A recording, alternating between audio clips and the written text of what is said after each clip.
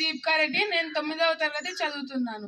ప్రధాన ఉపాధ్యాయులు గారికి, ఉపాధ్యాయులకి మరియు సోదరీమణులకు అందరికీ నా వందనాలు. మీ అందరికీ తెలిసిన విషయమే. బాల్యంలో చిన్ని కృష్ణుడు చేసిన చిలిపి పనులు, అల్లరి పనులు. బాల్యాన్ని ఆనందంగా గడుపుతూ తన లీలలు చూపించాడు. అయితే ఈ చిలిపి పనుల్లో గోపికలను అల్లరి పట్టించడం కూడా ముఖ్యమైన ఘటన. చిన్ని కృష్ణుడు చేసే చిలిపి పనులకు అద్దు ఆవు లేకుండా పోయింది. గోపికలందరూ ఒకరోజు యశోదమాత దగ్గరకు వెళ్ళి ఫిర్యాదు చేయడానికి ఇలా చేస్తున్నారు. గోపికలుగా మా 9వ తరగతి బాలికలు చేస్తున్నారు. యశోదమాతగా శ్రీకృతి స్కందజ 9వ తరగతి, శ్రీకృష్ణుడుగా సాయి ప్రణవ్ 7వ తరగతి మీ ముందుకు రాబోతున్నారు. వారికి స్వాగతం, సుస్వాగతం.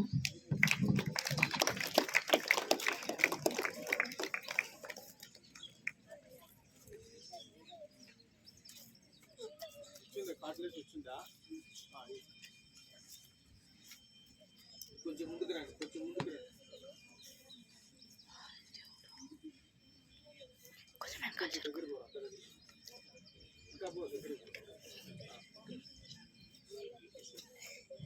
అమ్మా యశోదమ్మ, మీ కుమారుడు మా ఇళ్లకు వచ్చి మా కుండలలో ఉన్న బాగా కాగిన పాలను వారి మిత్రులందరికీ పోశాడు. అలాగే తక్కిన పాలను కుండలతో బోర్లించాడు.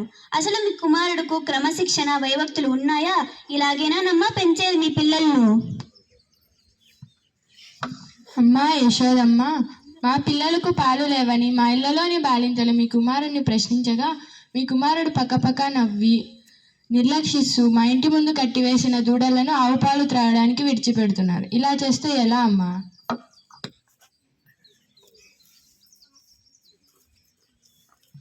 అమ్మా తల్లి, మీ వాడు పాలు పెరుగు తాగడానికి మా ఇంటికి వచ్చి మా ఇంట్లో అవి కనపడకపోక మా పిల్లలందరినీ గట్టిగా కొట్టాడు. ఇదెక్కడి న్యాయం తల్లి?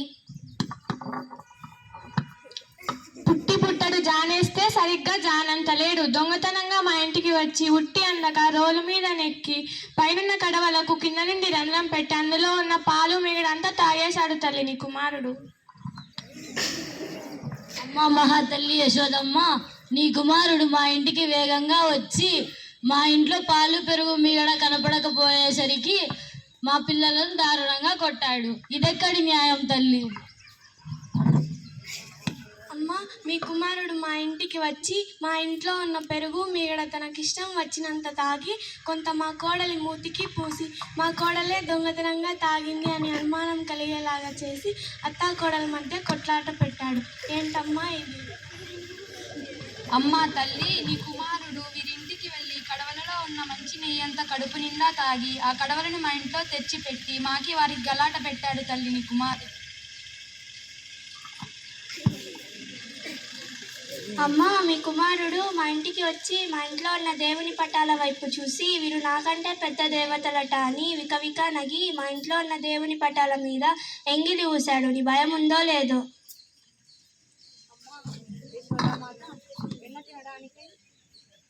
వెన్న తినడానికై మీ కొడుకు దొంగతనంగా మా ఇంటిలోకి చొరబడి మా అమ్మాయి చేతిని తను పట్టుకునగా మీ కొడుకు గట్టిగా ఒడిసి పట్టి మా అమ్మాయి బట్టలు చింపేశాడు. ఇదేం న్యాయం తల్లి?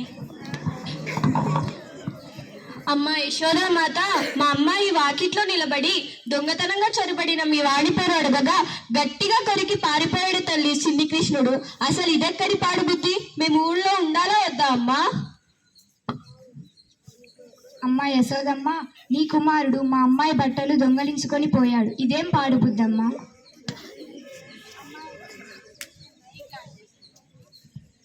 అమ్మ యశోదమ్మ, మీకు నా కూతురు ఉయ్యాలలో హాయిగా నిద్రపోతుంటే మీ వాడు దొంగతనంగా వచ్చి నా కూతురు జుట్టుకి లేక దూడతో కని కట్టి వీధులంతా తిప్పాడమ్మా. ఇదేం న్యాయం? అమ్మ యశోదమాత, మా కోడలు ఆదమర్చి నిద్రపోతుంటే తేళ్లు తీసుకువచ్చి కల్పించాడు తల్లి మీ వాడు. ఇది చేయవచ్చునా తల్లి? తల్లి యశోదమ్మ, నీ చిన్ని కృష్ణుడు వెన్న నెయ్యితో నిండుగా ఉన్న పాత్రను మా కొడుకు నోట్లో పెట్టి తిను తిను అంటూ ఊపిరాడకుండా చేశాడమ్మా. నా కొడుకు బ్రతకాలా లేదా అన్నా?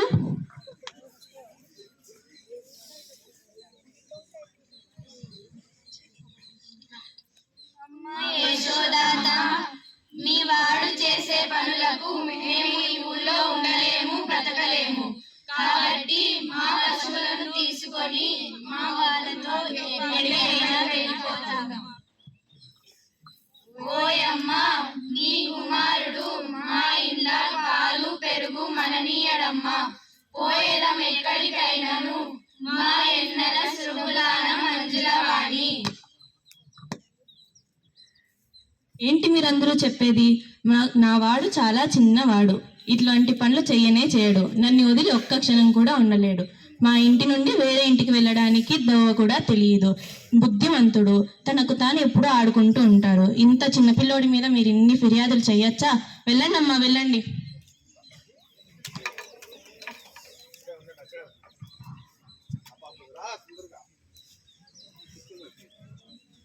అందరికీ ధన్యవాదాలు. ఈ నాటకానికి రచన, కాన్సెప్ట్, డైలాగులు, దర్శకత్వం అన్నీ మా గురుగారు విద్వాన్ కె సుధాకర్ గురుగారు. అందరికీ ధన్యవాదాలు.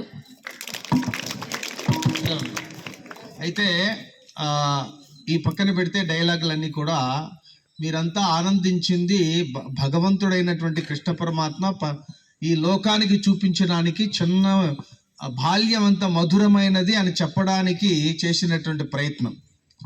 ఇవన్నీ బాల్యము ఒక మధురాతి మధురం అన్ని దశల్లో కూడా అని ఆయన ఇవన్నీ చేశాడు. అయితే చివరిగా చెప్పినటువంటి మా చిన్నారులు పోతన గారు ఇచ్చినటువంటి ఒక పద్యరాజం, అది వేరే భాషకు కానీ చెప్పడానికి అలవ కానీ ఒక పద్యం. ఇంతకుముందు కూడా మీకు చెప్పాను, మళ్ళీ ఒకసారి చెప్తాను. దీంట్లో 2 అర్థాలు, ఒకటి గూఢార్థము, పైన కనిపించే అర్థం ఒకటి వేరు. ఓయమ్మ నీ కుమారుడు మాయన్లను పాలు పెరుగు మననీడమ్మ. పోయేదమెక్కడికైనను మాయన్నల సొరబులాన మంజులవాన. ఇది చాలా చిన్న పద్యమే, కంద పద్యం. అయితే అంశం ఏంటి? ఓ అమ్మ యశోదామాత అని సంబోధిస్తారు. ఓయమ్మ నీ కుమారుడైనటువంటి చిన్ని కృష్ణుడు మా ఎండ్లను, మామూలుగా ఏం చేస్తున్నారంటే మన భాషలో ఇల్లు ఏకవచనము, ఇండ్లు బహువచనం. కానీ పెద్ద పెద్ద వాళ్ళు తెలియక ఇల్లులు అంటారు.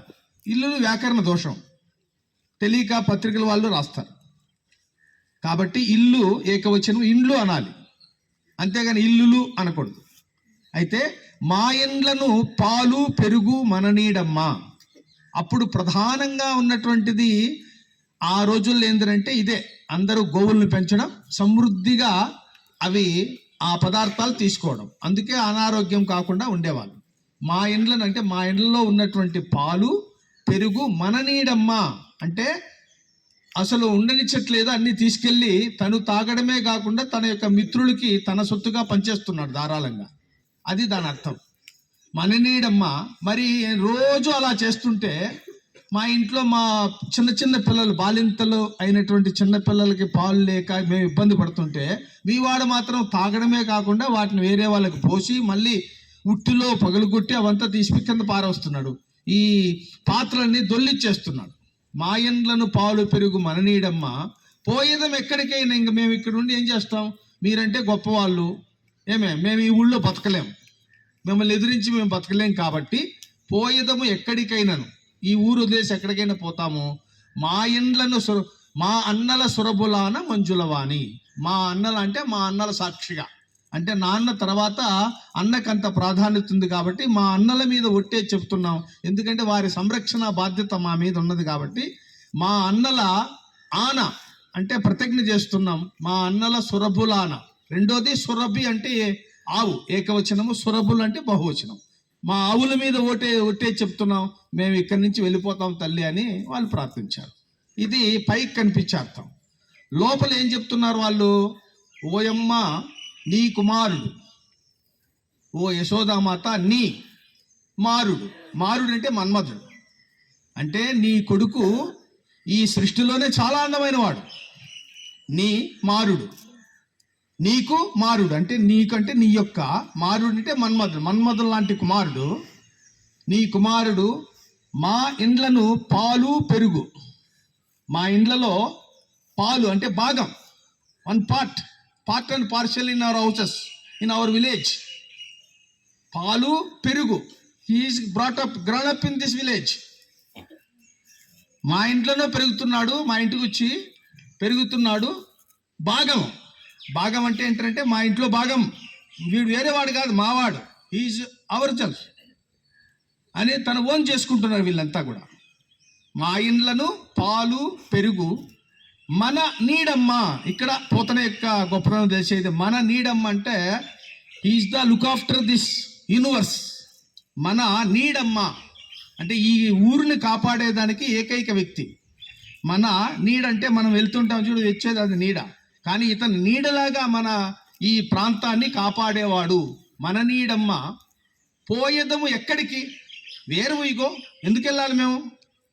అయినను ఇక్కడ సంధి అనమాట. పోయేదం ఎక్కడికైనను మా ఇండ్ల ఇటువంటి మంచి పిల్లవాడు, మన్మధుడు లాంటి వాడు, మా ఊరిని కాపాడేవాడు ఉన్నటువంటి ఈ క్షణంలో ఈ ఊర్లో మేము ఎందుకు వెళ్ళాలి మేము? He's the part and parcel in ours, he's my owns అని చెప్తూ పోయేదం ఎక్కడికైనను మా ఇండ్లను సురబులాన మంజులవాన, మా అన్నల సురబులాన మంజులవాన. కాబట్టి మా అన్నల మీద ఒట్టే చెప్తున్నాం, మేము ఎక్కడికి పోం, వీడు మావాడు అని ఇంత అద్భుతంగా రాసినటువంటి పోతన యొక్క పద్యం ఇది. అయితే చిన్నారులు చాలా చక్కగా చేశారు. వాళ్ళందరికీ అభినందిస్తూ ప్రధాన ఆచార్యులు వేదిక మీదకి రావాల్సిందిగా కోరుచున్నాను.